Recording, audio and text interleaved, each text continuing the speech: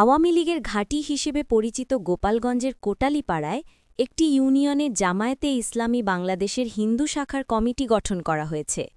সোমবার রাতে উপজেলার সাদুল্লাপুর ইউনিয়নের ৮ নং ওয়ার্ডে জামায়াতের হিন্দু শাখার ২১ সদস্য বিশিষ্ট এই কমিটি গঠন করা হয়।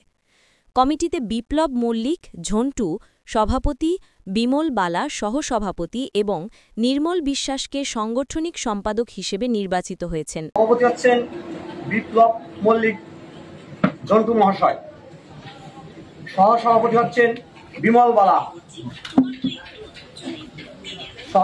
সহযোগিতা আছেন সহসভাপতি কাশী বাড়ই।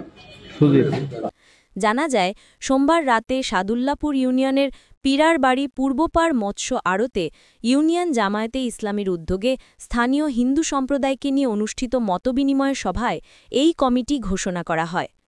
পীরারবাড়ি গ্রামের সমাজসেবক নারায়ণচন্দ্র হালদারের সভাপতিত্বে অনুষ্ঠিত সভায় প্রধান অতিথি ছিলেন কোটালীপাড়া উপজেলা জামায়াতের কোষাধ্যক্ষ ও সাদুল্লাপুর ইউনিয়ন জামায়াতের তত্ত্বাবধায়ক মোহাম্মদ মহিবুল্লাহ। সভায় সাদুল্লাপুর ইউনিয়ন জামায়াতের সভাপতি মোহাম্মদ মিলন ফরাজি সহ স্থানীয় নেতৃবৃন্দ ও হিন্দু সম্প্রদায়ের গণ্যমান্য ব্যক্তিরা উপস্থিত ছিলেন। প্রসঙ্গত, গত বছরের ৫ই আগস্ট আওয়ামী লীগ সরকারের পতনের পর গোপালগঞ্জের জেলা, উপজেলা ও ইউনিয়ন পর্যায়ের আওয়ামী লীগের শীর্ষ নেতাকর্মীরা পলাতক রয়েছেন। এই সময় সক্রিয় হয়েছে জামায়াত, বিএনপি সহ অন্যান্য দলগুলো।